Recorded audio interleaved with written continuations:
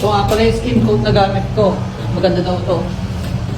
Tapos bago kayo mag-skin coat, puruhan nyo muna. Puruhan nyo ng semento tulad nito.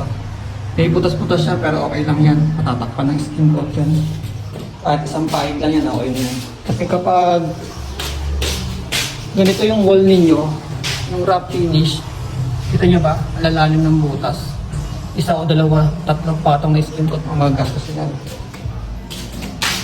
So dito sa may kwarto, kita nyo yan. Hindi pa yan tapos, pero tatlong skin coat na nagagamit dyan.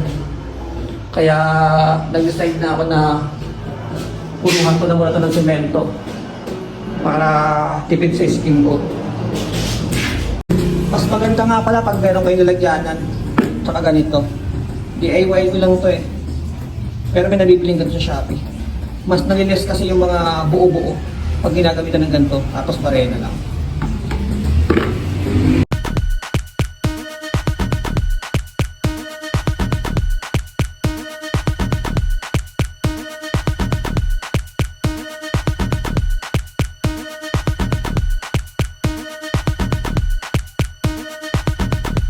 Konting liha na lang yan.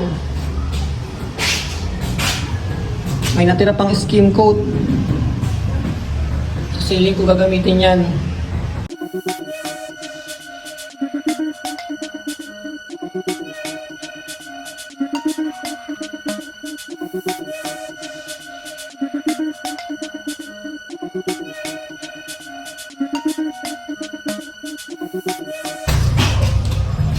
Ito nga pala yung mga kantuhan.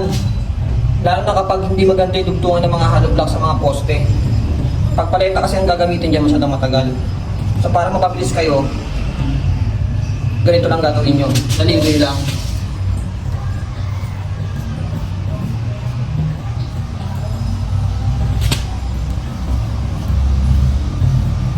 Diba mabilis?